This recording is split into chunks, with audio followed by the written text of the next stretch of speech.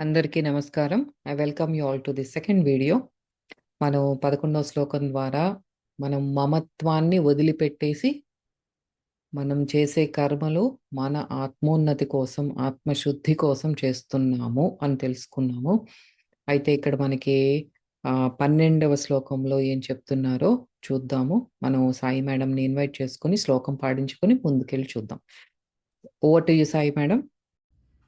5వ అధ్యాయము 12వ శ్లోకము. యుక్తః కర్మఫలం త్యక్త్వా శాంతిమాప్నోతి నైష్ఠికీం అయుక్తః కామకారేణ ఫలే సక్తో నిబధ్యతే. Thank you madam. ఇది డైరెక్ట్ మీనింగ్ ఏంటి అంటే యుక్తః కర్మఫలం త్యక్త్వా, మళ్ళీ త్యక్త్వా అని చెప్తున్నారు. ఇక్కడ ఏం వదిలేయమంటున్నారో చూద్దాం. ఈ వదిలేయటం అనేది మనం తెలుసుకోవాల్సింది. ఏది వదిలేయాలో తెలుసుకోవటంలోనే ఆత్మోన్నతి ఉంది. అన్ని గట్టిగా పట్టుకుని సాధన చేస్తే మనం ఎక్కడికి ముందుకు వెళ్ళలేము. అయితే యోగంతో కూడుకొని ఉన్న యోగి, ద గాడ్ యునైటెడ్ యోగి, కర్మఫలాన్ని వదిలి నిష్టయందు కలిగిన శాంతిని పొందుచున్నాడు. వేరాజ్ ఇక్కడ యుక్తుడు అయుక్తుడు అని ఇద్దరు గురించి ఇచ్చారు. యుక్తుడు అయుక్తుడు అంటే సెల్ఫ్ డిసిప్లిన్ ఉన్నది. తర్వాత అయుక్తుడు అంటే యోగముతో కూడని వాడు, అవివేకి, సకామ భావంతో ఫలముపై ఆసక్తి వలన బంధింపబడుతున్నాడు. యుక్తుడు ఎలా ఉంటాడు, అయుక్తుడు ఎలా ఉంటాడో ఇక్కడ చెప్తున్నారనమాట. ఒకళ్ళేమో శాంతిని పొందుతున్నారు, ఒకళ్ళేమో దుఃఖాన్ని పొందుతున్నారు. ఎందువల్ల అంటే వాళ్ళకి ఫలంపై ఆసక్తి ఉంది కాబట్టి వాళ్ళు దాంట్లో బందీ అవుతున్నారు. మళ్ళీ ఒక కొత్త బంధాన్ని వాళ్ళు క్రియేట్ చేసుకుంటున్నారు. అదే that is the difference between నిష్కామము అండ్ సకామము. వీటితో చేసే కర్మలతో ఉన్న తేడా అది. అయితే మన దీని లోతులోకి వెళ్తే నిష్కామ కర్మయోగి తాను చేసే కర్మల యొక్క ఫలం దాని మీద కోరిక లేదు కాబట్టి ఇంకా తనకి ఎటువంటి డిస్ట్రాక్షను లేదు. ఆ కోరిక ఉండబట్టే కదా మన మైండ్ అనేక రకాలుగా ఆలోచిస్తుంది. ఎట్లా చెయ్యాలి? ఆ రిజల్ట్ ఎందుకంటే మనకి ఇలాగే కావాలి, నాకు రిజల్ట్ ఇట్లాగే కావాలి అనుకున్నప్పుడు మన మైండ్ ఎంతో స్ట్రెస్‌ఫుల్‌గా అనిపిస్తుంది.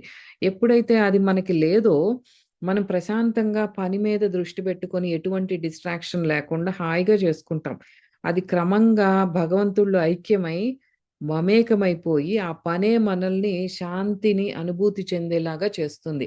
ఏదైనా సరే మనం డీప్‌గా ఇన్వాల్వ్ అయిపోయి ఒక పెయింటింగ్ వేస్తున్నా, ఒక డాన్స్ చేస్తున్నా, మ్యూజిక్ కానీ, సింగింగ్ కానీ, ఇట్లా ఈ కళలే కాకుండా మనం నిత్యం చేసే ఈ డైలీ డ్యూటీస్ మనకి ఈ మన కుటుంబాన్ని నడపటానికి చేసే ఉద్యోగం అయినప్పటికీ కూడా చాలామంది మోర్ దాన్ 80% ఇష్టం లేకుండా చేస్తాం. అలా కాకుండా అయిష్టతతో కుయ్యో మొర్రో అని చేయకుండా ఆ పనిలోనే భగవంతుడున్నాడు అన్న దృక్పథం మన ద ద ఆ పర్సెప్షన్ మార్చుకుంటే మనం చేసే పనే, అది రోజు చేసే పని. హోమ్ మేకర్ ఇప్పుడు ఇంట్లో ఉండేవాళ్ళు అనుకున్నాం. ఆ పని చేసేది ఆ కూర వండటమో ఏదైనప్పటికీ గిన్నెలు కడగటం అయ్యుండొచ్చు, ఇల్లు క్లీన్ చేసుకోవటం అయ్యుండొచ్చు. ప్రతి పని కూడా ఆ కర్మే నాకు ఇంపార్టెంట్, ఆ చేసే పనే నాకు ఇంపార్టెంట్ అన్నప్పుడు, ఆ పనిలో లయమైపోయి చేసినప్పుడు ఆహ్, నేను ఎంత సూక్ష్మంగా చెప్తున్నానంటే ఇప్పుడు వాక్యూమ్ క్లీనర్‌తో వాక్యూమ్ చేసేటప్పుడు కూడా ఆ సౌండ్ లోతుల్లోకి వెళ్ళినా సరే అది కూడా మనకి ఒక ధ్యాన స్థితిలోకి తీసుకెళ్తున్నట్టు అనిపిస్తుంది. చేసే ప్రతి పని ఎవ్రీథింగ్ ఆ పనిలో నిమగ్నం అయిపోతే such a beautiful experience. Every action is such a beautiful experience. నేను చెప్పే అన్నీ కూడా చాలా చిన్న చిన్నవి మనం నిత్యం చేసేవి. ఐయామ్ నాట్ టాకింగ్ అబౌట్ ధ్యాన సాధన గురించి అనట్లేదు, యోగ సాధన అనట్లేదు. అవి కాదు. ఇక్కడ కృష్ణుడు చెప్పేది every action you take, you be in that moment, be in that action. అంటే ఈ వర్తమాన క్షణంలో నువ్వు ఏ పనైతే చేస్తున్నావో దానిలో లయమైపోయి చెయ్యి. అందులోనే ఒక శబ్దం వినిపిస్తుంటే దాంట్లో వెనకాల ఉన్నది ఓంకార నాదం. నీకు ఆ సైలెంట్‌గా ఉండి ఏదన్నా వంట చేసుకుంటున్నావో ఏదన్నా ఉంటే, నీ ఆ కూరగాయలు కట్ చేసే శబ్దం ఒకటి వినిపిస్తుంది.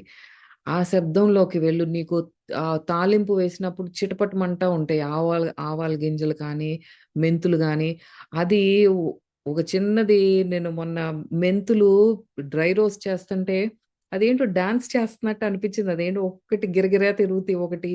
ఒకటేమో సైలెంట్‌గా ఉంటుంది. వాటిని అలాగే వాచ్ చేస్తా ఉన్నాను. ఎవ్రీథింగ్, ఎవ్రీథింగ్ మనం చేసే ప్రతి యాక్షన్‌లో కూడా నిమగ్నమైపోయినప్పుడు అదే భగవత్ చైతన్య స్థితి. అదెక్కడో లేదు. మన ప్రతి క్షణం మన దగ్గరే ఉందది. సో, అదే మనకి శాంతిని అనుభూతి చెందేలాగా చేస్తుంది. అది గుర్తుపెట్టుకోవాల్సింది. మనకి 11వ శ్లోకంలో చెప్పినట్టు మనసు, శరీరం, ఇంద్రియాలు ఈ సరియైన ధ్యాన సాధనతో ఒక క్రమశిక్షణతో చేసే సాధనతో మనమంతా కూడా అది అంతఃకరణ శుద్ధి గురించి చెప్పారు. అయన్నీ కూడా లోపలంతా ప్యూరిఫై అవుతున్నాయి అవన్నీ కూడా. మన శరీరము, మనస్సు, ఇంద్రియాలు అన్నీ కూడా ప్యూరిఫై అవుతున్నాయి. ఆ సాధకుడికి ఇంద్రియాల మీద ఎప్పుడు ఇలా నిత్యం ఎప్పుడైతే చేస్తున్నాడో, ఆ సాధకుడికి ఇంద్రియాల మీద ఆధిపత్యం వస్తుంది గ్రాడ్యుయల్‌గా. అది ఇంద్రియాల మీద ఆధిపత్యం రావటం ముందు మనం ప్రాక్టీస్ చేసేటప్పుడు చాలా కష్టంగా ఉంటుంది. నేను అదే వాచ్ చేస్తా ఉంటాను. మనం తినే తిండి కానీ, వాచ్ చేస్తుంటే మోస్ట్ ఆఫ్ ఇట్ మనకి పొట్ట నిండిపోయినా సరే, టీవీ చూస్తానో ఆదమరుపుగా అలా నోట్లో ఏసేస్తా ఉంటాం. ఏదో ఒకటి చెత్త. అది మనం ఎప్పుడైతే అవేర్‌నెస్‌లో ఉంటామో, ఇదేంటి ఇలా తింటున్నాను అన్న ఒక థాట్ చాలు మనల్ని వెనక్కి లాగటానికి. అదే ఆధిపత్యం వస్తుంది అంటే. అది పరమాత్మతో మనల్ని ఐక్యత తీసుకొచ్చేలాగా చేస్తుంది. ఆ బ్రహ్మానందాన్ని అప్పుడు మనం అనుభూతి చెందుతాము. That is the state we have to achieve. అది ఎప్పుడో వచ్చిపోవటం కాదు. ఆ స్థితిలో ఇంకా ఉండిపోయేలాగా మనం ప్రయత్నం చేయాలి. ఒక డిసిప్లిన్ లేకుండా అహంచేత ప్రేరేపితమైన కర్మలు చేసేవాళ్ళేంటి అంటే కోరికల వలలో చిక్కుకుంటారు. అది ఒక ఎండ్‌లెస్ జర్నీ. అట్లా కొనసాగిస్తూనే ఉంటారు. శాంతి అనేది ఉండదు. ఈ జీవన్ముక్తుడైన యోగికే తెలుస్తుంది. తాను ఈ భగవంతుడి కర్మలు చేయటానికే ఈ భూమి అనే నాటక రంగానికి నేనొచ్చాను అని. అది అంత మనకి సూక్ష్మంగా మీరు ఎలా ఉండాలి, నిష్కామ కర్మయోగి ఎలా ఉండాలి అనేది క్లియర్‌గా చెప్తున్నారిక్కడ శ్రీకృష్ణ పరమాత్మ. దాన్ని మనం అర్థం చేసుకొని ఫాలో అవ్వటానికి ప్రయత్నం చెయ్యాలి. సో, ఇంతవరకు మనకి 'గాడ్ టాక్స్ విత్ అర్జున'లో గురువుగారు ఇవ్వటం జరిగింది. దీన్ని కొంచెం మనకి దీంట్లో ఏం అర్థం చేసుకోవాలి అంటే, మనకి ప్రపంచంలో చూసినట్లయితే 2 వర్గాలు. అదే ఇక్కడ చెప్తున్నారు.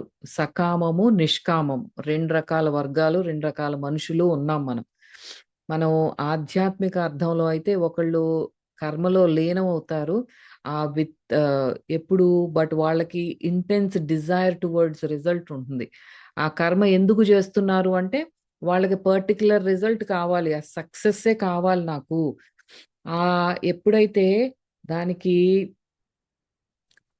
రిజల్ట్ మీద ఆపేక్ష ఉందో, దాని మీద ఆసక్తి ఉందో, ఆ ఫ్యూయల్ ఆఫ్ ద రిజల్ట్ అది ఉన్నంత వరకు ఆ కర్మ జ్యోతి అనేది వెలుగుతుంది. ఎందుకంటే, ఆ కర్మ చేసేది రిజల్ట్ కోసం కాబట్టి, ఒక డబ్బు కావాలనే అనుకుందాం. ఆ డబ్బు వస్తుంది అని తెలిసినంత వరకే ఇక్కడ కర్మ అన్న జ్యోతి వెలుగుతుంది. అక్కడ ఫ్యూయల్ ఏంటి దానికిస్తోంది? దానికి ఇంధనం ఏమిటి అంటే, ఆ రిజల్ట్. సో, ఆ ఇంధనం ఫ్యూయల్ ఈజ్ ఫలాకాంక్ష. అది లేనప్పుడు ఆ కర్మ అనే అగ్ని జ్వలించదు. వీళ్ళెవరు? సకాములు. సకామ కర్మ చేసేవాళ్ళు. వీళ్ళకి భవిష్యత్తు మీద ఎంతో ఆకాంక్ష. మనకి ఇప్పుడు ఒక పశువుని కట్టేస్తాం గదా! పశువు అసల పాశంతో కట్టేయబడింది, బంధించబడింది గాబట్టి పశువు అన్న పేరొచ్చింది. అది ఎట్లాగైతే ఒక పశువుని కట్టేస్తున్నామో ఒక తాడుతో, ఈ సకాములకేమిటి అంటే, ఆ ఫలము అన్న తాడు కట్టేస్తోంది. ఆ ఫలం మీద ఉన్న ఆకాంక్ష అన్న తాడు కట్టేస్తోంది. దాని ద్వారానే పనులు జరుగుతున్నాయి. అట్లా లాగబడుతున్నాడు. సో, ఆ సకామి కూడా పశువే. ఏంటి దానికి బంధం ఏమిటి, అక్కడ తాడు ఏంటంటే ఫలాపేక్ష. సో పశువు అంటే కర్మ ప్రేరేపితమైన వాడు కాదు, ఫలం చేత ప్రేరేపితమైన వాడు. అది గుర్తు పెట్టుకోవాలి. ఎవరైతే సకామంతో చేస్తున్నారో ఆ పశువు తాడుతో కట్టేసినట్టు ఒక పిక్చర్ మన మైండ్లోకి రావాలి.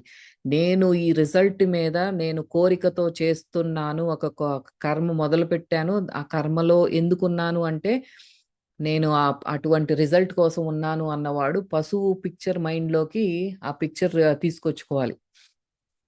మెడ చుట్టూతో కూడా భవిష్యత్తు అనే తాడు లాగుతోంది, అదే పుష్ అండ్ పుల్ ఇచ్చేది ఆ భవిష్యత్తే. ఎవరైతే వర్తమాన క్షణంలో ఈ వర్తమాన కర్మలో జీవిస్తున్నాడో అతనికి ఏది ఆ నౌ మొమెంట్లో ఉన్న వాళ్ళకి ఎంతో శాంతిని అనుభూతి చెందటం. అంటే వీటన్నింటికి కూడా ఏది ఆ రిజల్ట్ వచ్చినా దాన్ని యాక్సెప్ట్ చేస్తాడు. ఆ రిజల్ట్ మీద ఎటువంటి ఆ థాట్ కూడా లేదు. అది ఎప్పుడు పాసిబుల్ అంటే మనం ఎప్పుడైతే పరమాత్మకి సరెండర్ అయి ఉంటామో, మనం ఎప్పుడైతే ఆయనకి మనం అర్పితం అవుతున్నామో, భగవదార్పణంగా చేస్తున్నామో, అప్పుడే మనం ఆ స్థితిలోకి వెళ్ళగలుగుతాం. వర్తమాన క్షణంలో ఉండగలుగుతాం. చేసే పనిని ఎంజాయ్ చేయగలుగుతాం. I focus on that action. What ever is happening I focus on that. నేను ఆ నౌ మూమెంట్‌లోనే ఉంటాను. అది మనల్ని ఆనంద స్థితికి తీసుకువెళ్తుంది. ఫలం మీద ఆకాంక్ష వదిలి ప్రభువు మీద, పరమాత్మ మీద, ఆయన మీద వదిలిపెట్టే నేను కర్మలు చేస్తాను. అదే శ్రీకృష్ణ పరమాత్మ చెప్తున్నారు. ఫలాకాంక్ష వదిలిపెట్టి నీ ప్రభువుకి, పరమాత్మకి అర్పించి నిష్కామంగా ఉన్నవాడు ఎంతో ఆనందంగా ఉంటాడు. సకామి ఎప్పుడు కూడా ఆనందంగా ఉండలేడు. ఒక గుడికి వెళ్ళినా సరే సకామంతోనే వెళ్తాడు. నాకేదో కోరికలు తీరాలన్న దాంతోనే వెళ్తాడు. ఏదో పొందాలనే వెళ్తాడు. షరతులతోనే భగవంతుడితో కూడా డీల్ చేసుకుంటాడు. అది కరెక్ట్ కాదు. నువ్వు సకామంతో గుడికి వెళ్ళినా అది గుడి కాదు, అది నీ ఇల్లే అవుతుంది. వేరేస్ నువ్వు ఇంట్లో ఉండి చేసే ప్రతి పని కూడా నిష్కామంగా చేసినప్పుడు నీ ఇల్లే గుడి అవుతుంది. గుర్తు పెట్టుకొని మైండ్లో ఇది డీప్గా వెళ్ళిపోవాలి. సకామము అనేది ఒక పాపకర్మ, నిష్కామము అనేది ఒక పుణ్యకర్మ. మనం సకామంతో చేసే ప్రతి కర్మ కూడా మనం బంధనంలోకి విరుక్కుంటాము. మనం ఇందాక ఏదైతే మ్యాథ్ ఫార్ములా చెప్పుకున్నామో 10 - 4, ఆ 10 పాజిటివ్గా కాదు, ఇంకా అవి కూడా నెగిటివ్లోకి వెళ్ళిపోయి నెగిటివ్ బ్యాలెన్స్లోకి వెళ్తాం మనం. మనకి పాజిటివ్ బ్యాలెన్స్లోకి రావాలి అంటే నిష్కామ కర్మ చెయ్యాలి, ఫలాపేక్ష లేకుండా చెయ్యాలి, అది భగవంతుడికి అర్పితంగా చెయ్యాలి. సో అది మనం ఇక్కడ నేర్చుకోవాల్సింది. అది 12వ శ్లోకానికి ఉన్న ఆధ్యాత్మిక అంతరార్థము. సకామి, నిష్కామి ఎలా ఉండాలి అనేది, ఎలా ఉంటారు అనేది మనకి చెప్పారు. వాళ్ళ స్థితి ఎలా ఉంటుంది, ఒకళ్ళు ఆనంద స్థితిలో ఉంటారు, ఒకళ్ళు దుఃఖానికి లోనవుతారు, బందీ అవుతారు. సో ఇది 12వ శ్లోకానికి ఉన్న ఆధ్యాత్మిక అంతరార్థము. మరి నెక్స్ట్ వీడియోలో 13వ శ్లోకానికి ఉన్న అంతరార్థం తెలుసుకుందాము. శ్రీకృష్ణార్పణమస్తు.